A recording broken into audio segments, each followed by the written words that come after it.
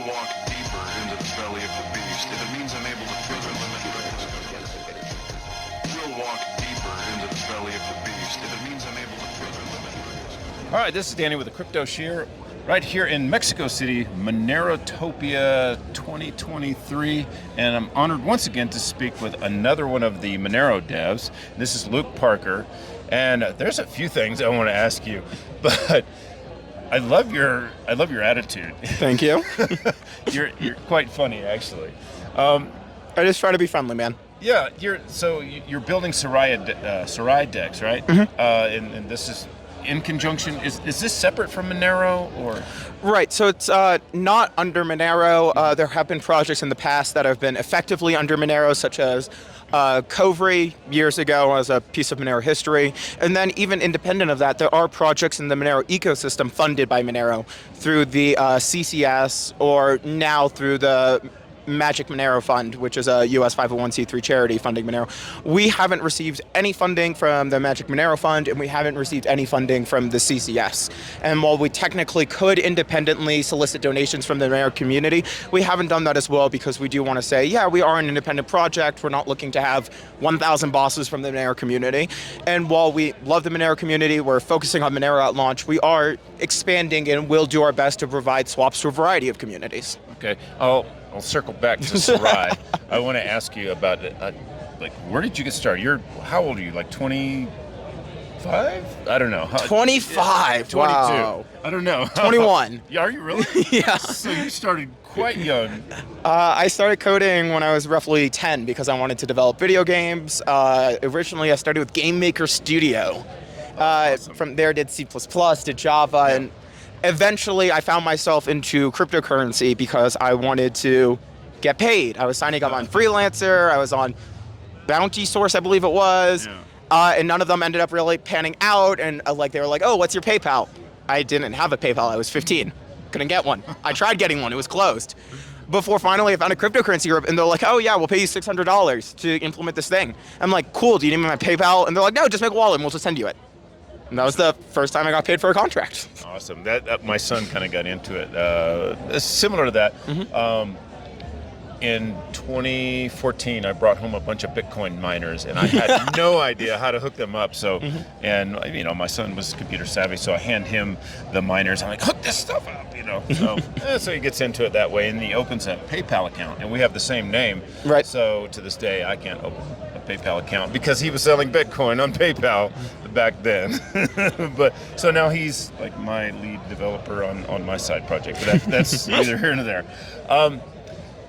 So from there, you transition into Monero. How did you come about being part of the Monero dev team? Right. So I'm actually not really part of the Monero core team because there is still technically a core team, even if they're largely reduced in capacity.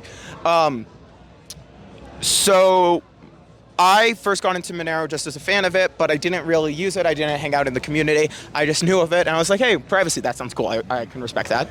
At one point, I was hired to build a Monero watch wallet for a cryptocurrency exchange, and that had me really mess around with the guts of Monero. I implemented the addresses, stealth addresses. I implemented transaction creation and the structures for it, the scanning process. I really spent a lot of time, and I learned most of how Monero works internally. Then that I went on my own way, was working on my own projects. I was taking contracts at the time just to pay rent, do all of that. And eventually, while working on my own project, the Monero Atomic Swap Protocol came up. And that had implications for my own project, which was in a similar position to Monero. We both used ED25519, and both of us didn't have any programmability, which is why it was so difficult for Monero to get atomic swaps, those two factors. So I actually implemented the Monero Atomic Swap Protocol. It was first implemented for the project I was working on at the time, which never launched. Then it was implemented for Nano.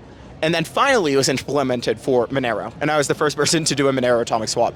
And ever since then, I've hung around the community more and more, and I've started working on some research projects along with working on Sarai. Awesome. And so what's the timeline for Sarai? Oh, God. So a year ago at the previous Monerotopia, I actually sat down with Justin Ehrenhofer and really had the discussion that made Sarai the project it is today. A few months before Monerotopia, I had already worked on the multisig algorithm, which Sarai uses. It is a multisig based DEX, but unlike having 10 people just say, we're the multisig, that's it, bye. No, anyone can join the multisig. They put up a financial bond, and once they do that, they participate in a decentralized network. So a few months before last year's Monerotopia, I had already worked on the multisig a bit, but then I put it aside and worked on other things and wasn't committed to the DEX. About a month before Monerotopia, another cross-chain DEX project, which I wasn't personally a fan of, had announced they had a proof of concept for a Monero fork. And if they had a proof of concept for a Monero fork, that would mean shortly, within a few months, all goes well, which it never does with any development project. Right. But all goes well, they would be launching Monero within a few months. And I wanted to offer the Monero community something better. I knew their product would technically appear to work. I knew it would get users, but I knew that a lot of people could poke holes in it and it would not be optimal. And I could just go around shouting, oh, don't use this, oh, use atomic swaps. But I knew that users care about features, they care about UX, and that's always going to be important. So if I want to offer a better service, but also with an equivalently good UX, I would have to build it myself. So about a month before Monerotopia, I got out all my old design documents for decentralized exchanges. I rewrote all of them. I scheduled a meeting with Justin Ehrenhofer and Cake as a whole and was like, okay, how can I actually get this into a project? How can I get this into something the Monero community will see and be like, that is a project, not just the random scribbles of one dude. Right. And that's what set it on its current path. How many coins are you planning on adding into Serai Dex? And is there a criteria to meet? What's the criteria to get on there? So at launch, we're targeting Bitcoin, Ether, DAI, and Monero.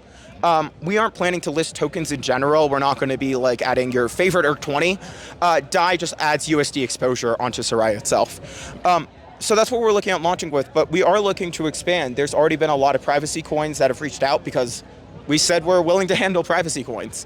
Right. And not only that. I work with Hush. They're very interested in working with you. They're impressed with you for some reason.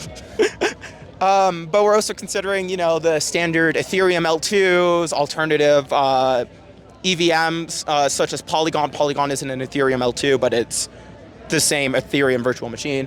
So we're considering those because they're easier to implement. We're also considering Litecoin, Bitcoin Cash, but also a few more out there projects. I believe one person requested Stellar Lumens.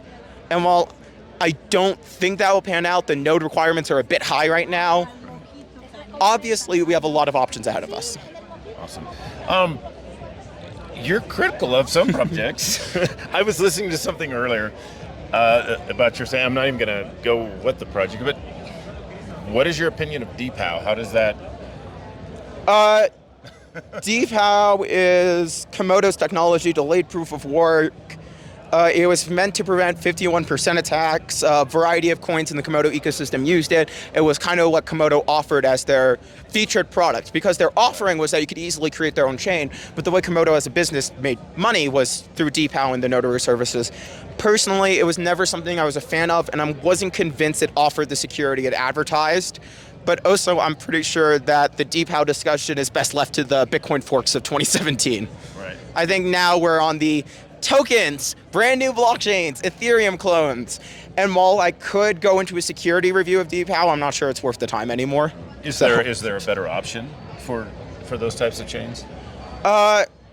If we are discussing small proof of work chains, I kind of had this asshole stance back in the day, which I still have now, which is if your coin can't have its own economic security, it shouldn't be responsible for its own security. But that didn't mean that you should use DeepHow, because in my opinion, DeepHow was flawed as a design, which there's a long discussion on. But my opinion was, if you can't be your own network, be a token. Be an Ethereum token. And yes, that means you have to pay gas fees in Ether, and there's annoyances with that. But I mean, DeepHow you still had to pay fees for, and that was its own arrangement. I'm not sure they ever actually publicized the cost of that. But if you're a token, you don't have to worry about security, you don't have to worry about running nodes. And not only that, but the tokens have a very formally defined model with a lot of ecosystem access. If you're an Ethereum token, you get access to Uniswap. If you're a DeepHow chain, you don't get access to any ecosystem and have this weird intermingling of security models, which I was never convinced in. Right.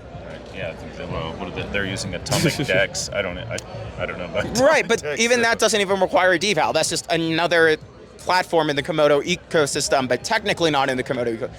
But personally, in the name of security, I really think proof of stake options, but not like the Bitcoin proof of stake like Peercoin or whatever else, but proof of stake like modern proof of stake as we see in the Cosmos SDK, which uses Tendermint, as we see in Ethereum 2.0, Okay. because those offer finality, and once you have finality, the blockchain won't reorg. So I think in the modern day, most blockchains should be looking at proof of stake deployments. Really? Okay.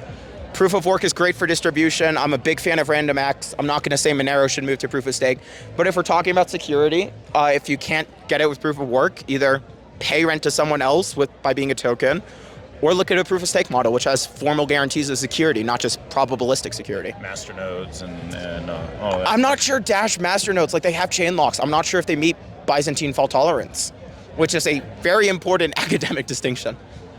Yeah. Yeah, I don't know. I used to work with, so I was sponsored by Dash for a long time, and I never did understand exactly how instant SYN worked, and that was part of the masternode function. Right. Yeah.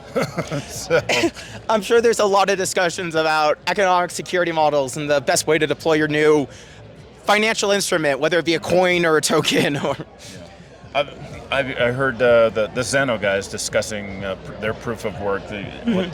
How exactly does that function? So from my understanding, Zano is also behind Zarcanum, which is a move to proof of stake. I don't know the technical details of how it works, but it's supposed to be, from my understanding, comparable to the early Bitcoin proof of stake designs.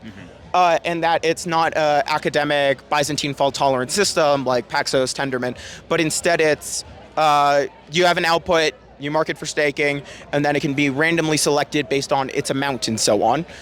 But the innovation of Zarcanum, which is Zano's work, is that you don't have to reveal your output amounts. And I'm not even sure you have to reveal which output it is that won the block, but I'd have to check. So basically it's proof of stake to decide who produces the next block, but within the very classic hiding amounts Monero style of privacy. And there's a swap here, basic swap. Basic What's swap, your yes. opinion of that? Are you contributing to that? I'm not contributing directly, although technically a year ago, my friend and I, who also worked on atomic swaps for Monero, as I said earlier, we did submit a security issue. In their proof of concept, it wasn't even called basic swap at the time, a year ago, yeah. Right. 2 years ago? Wow, time flies. While Sarai isn't premised on atomic swaps because they don't meet the UX we want to offer, I personally do still believe atomic swaps are a critical part of the ecosystem, because technically, very technically, you can find all 100 Sarai nodes, and if you shut down 67 of them, the network will have issues, so on and so on, and I'm not here to deny that. And atomic swaps don't have that. You can make an atomic swap with anyone, anywhere. You don't need to have some other multi-sig, and it's peer-to-peer. And while I don't believe they'll have the UX needed to obtain mass adoptance, I'm still a large supporter of them. I still believe they're a critical piece of infrastructure, and I still love seeing more people try to give them that UX. Going back to Monero, how does ZK play a part in Seraphis and all of that? So ZK is very vague. I mean, if we're just talking about zero knowledge, most of Monero right now is zero knowledge. We use Peterson commitments to represent amounts. And that's why you can't see amounts on the blockchain, because we use Peterson commitments. Those are known as blinding, which means you can't see the values in them. Bulletproofs. We use bulletproofs to prove that the Peterson commitments aren't maliciously formed or malformed. Those are zero knowledge as to the values in the Peterson commitments. If we just wanted to say these Peterson commitments are valid, we could just reveal their amount. It's because we don't want to reveal their amount. We need a ZK proof to prove that their amount is valid. If we discuss, the ring signatures we use, those are zero knowledge as to which ring member is the actual. So ZK itself is something in a lot of cryptographic instructions, and not just limited to Zcash and ZK snarks. As we discuss those, though, Monero is considering full chain membership proofs. Full chain membership proofs means getting rid of rings, getting rid of decoys. The entire blockchain is what potentially could have been spent. And for full chain membership proofs, we are considering what's colloquially called ZK snarks. Technically, I could say well, they're full chain membership proofs implemented via arithmetic circuits, but practically ZK snarks. Monero is kind of synonymous with CryptoNote, but CryptoNote is no longer. Explain this part. So, CryptoNote was the original protocol. Monero was built off of it. From the start, we were already making cleanups, improvements, so on and so on. But CryptoNote didn't hide the amounts. You can go on a CryptoNote blockchain and see the amounts of every transfer. Monero moved to Ring CT, which did hide the amounts. And that's kind of when I like to start saying it became the Monero protocol. And I mean, even just beyond the cryptography with Ring CT, there was also a bunch of changes to the blockchain. There were fluffy blocks at one point. So the Monero protocol is widely distinct. And what Seraphis is, it's the next evolution of that. Seraphis is a complete redesign of how our transactions work, but it's to create better academic distinction between proofs, and with that, more flexibility for what we choose for proofs. And that's why under Seraphis, we're discussing moving to full chain membership proofs and getting rid of rings entirely. I'm thinking about a ZK coin right now that uses Ethereum to wrap it for, I don't know, maybe it's better to market it that way. What do you think about wrapping these privacy coins with Ethereum? Does that not expose their Anon set, or taking Monero, wrapping it, putting it on an Ethereum token? Yeah, Monero or Zcash or. That offers a lot of interesting abilities in decentralized finance, but you're right, unless Ethereum's wrapped token offers some level of privacy, there's not going to be any Does it expose the privacy. Anon set, or because now with Pirate, they're wrapping Pirate. So, right. So the wrap token isn't private at all, but Pirate Chain is still private on its end. You could say, you're sending to a centralized service, and that centralized service knows that you sent it this output, and because it knows you sent it this output, it can then look at what Ethereum transfers you do and try to find out who you are using your Ethereum side, which isn't private at all. Right.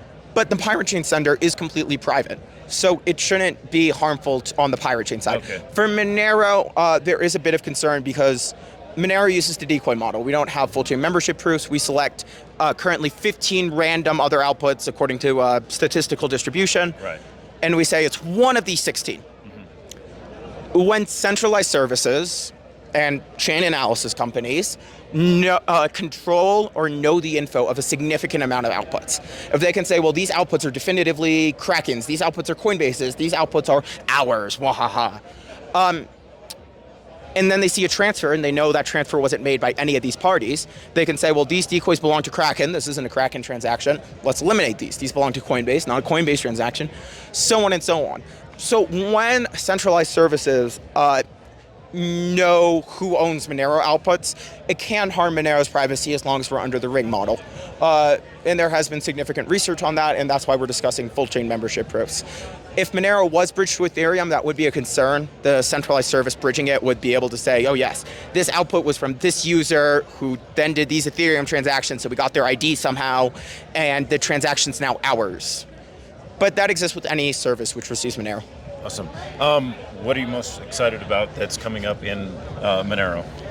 Well, I think I do have to show my own work then. Yeah.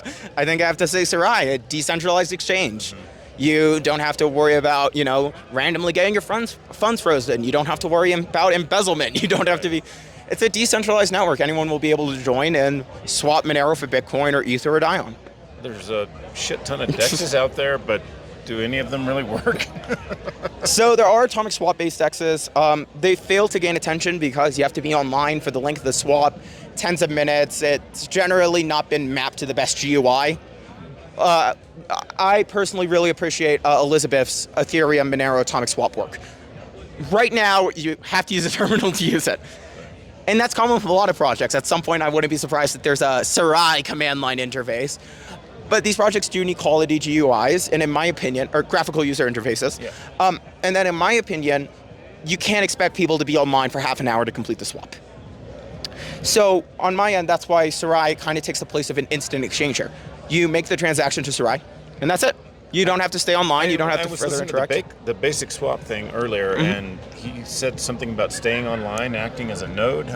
Right. So with atomic swaps, you do have to stay online for tens of minutes. With Sarai, you don't have to. So he was suggesting like leaving it running.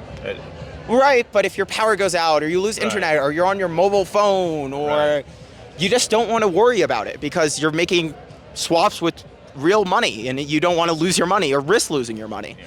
So that's what Sarai's trying to offer from a UX standpoint and why we're trying to say we will work much better than current alternatives.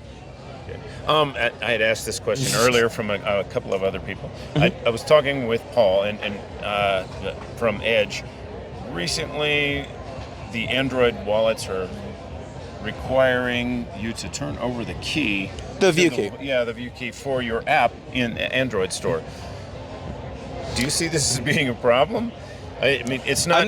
For older apps, they're grandfathered in and they don't have to do this. But Wait, you mean like Google's requiring you to Yeah, hand over private yeah. keys of users? yeah, of the app. No, of the app. The key to the app itself.